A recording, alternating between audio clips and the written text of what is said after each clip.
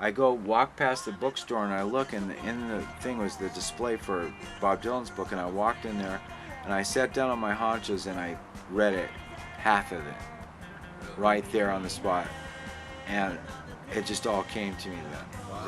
That there was that the only thing that really meant anything to anything was if you wrote your own song.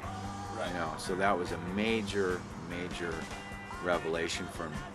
The Illustrated Beatles. Okay. I'm probably getting the title wrong, but I'm leafing through there and I'm having no idea what a song is, because all I was always a player. I was always this that, and I go through there and I'm noticing the patterns of how the songs were put together. I'm sort of seeing it for this. Looking at the lyrics, because I never looked at lyrics. I didn't care. Right. It was something that guy, the lead singer, did. Okay, so I started flipping through this book, and it had little pictures for each song, and I'm looking, and I'm starting to notice in a new way. Wow, there's pattern to it. Right. They repeat things at a certain time. I'm starting to see shapes, because I see things in shapes. Right. And I come to this song called "All I've Got to Do," one of my favorite, because I've always loved the Beatles. And I saw that, and it was a drawing of a girl with a phone wrapped around her neck. Oh, really? Wow. It was a little cartoon above the lyrics, and I don't know why, I don't know what happened, but I picked up my guitar and I started repeating the phrase "hanging on the telephone." The next day, it was just like a lightning bolt, man.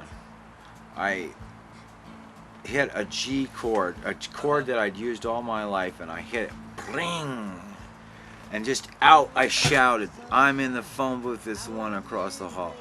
It just came to me, and because I was paying so much attention back to Like a Rolling Stone, I started realizing about the concept of narrative and story.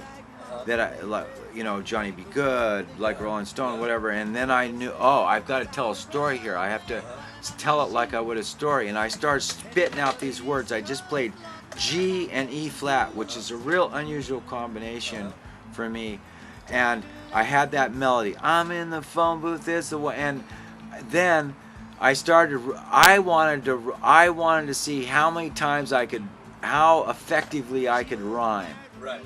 And then once I got past the thrill of rhyming something, I started noticing the power of when you rhyme, but you also have the perfect word. Right. That implies a phrase or Right. implies a thought.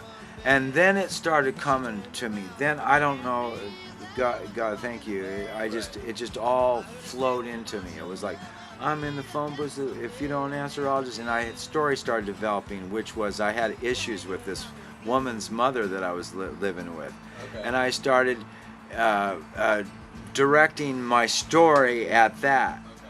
It wasn't calculated. It was more me catching up with the flow of the inspiration that was coming to me, and me